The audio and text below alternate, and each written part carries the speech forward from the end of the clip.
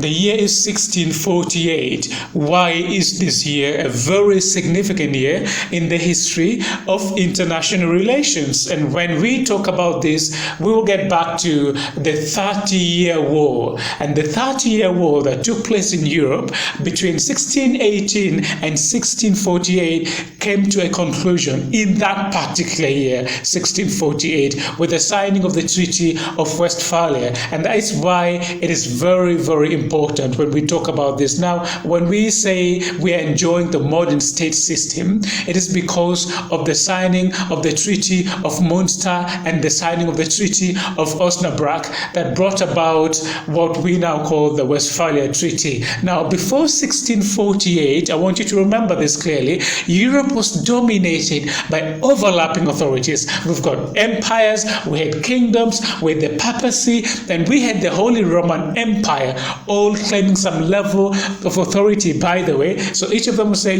I control this, I control the other. So all of these people were fighting for this. But the Treaty of Westphalia, which is normally called the Peace of Westphalia, introduced the principle of what we call the state sovereignty, meaning that each state had exclusive authority over its territory and domestic affairs, free from what we call the external influences of other states, including non-state actors. So if you are a state, you get to run your territory without any interference coming from outside of your state. This is what the Westphalia Treaty brought about. And now when we say each state is sovereign and equal under international law, which is enshrined in the United Nations Charter, it is because of the Westphalia Treaty. We can trace the origin to that particular period, 1648. And that's why this year is celebrated in international relations,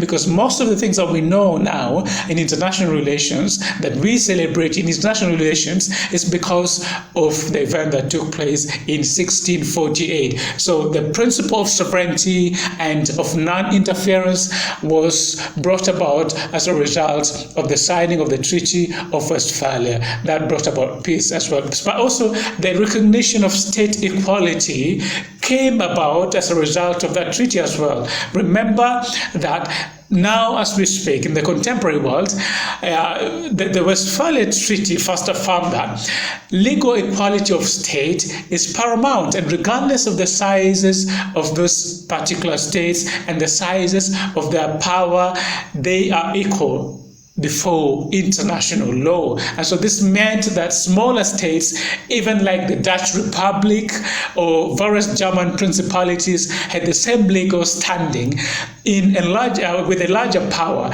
like France or the Holy Roman Empire. And so they're supposed to be respected, and their sovereignty is supposed to be respected. And this is ideally what we follow in the modern state system. And this came about from that particular signing of the Treaty of Westphalia. Now, the decline of religious authority in politics also can be traced back to the signing of this famous treaty in 1648. The 30 Years' War was actually largely fought, over religious control in Europe between the Catholic and the Protestant powers. Now, the Peace of Westphalia recognized religious pluralism, allowing rulers to choose their state's religion, and ending the Pope's authority over secular state. That had always been the order of the day. Now, the separation of religion from politics was revolutionary and helped to secularize what we call diplomacy, which was a crucial step, by the way,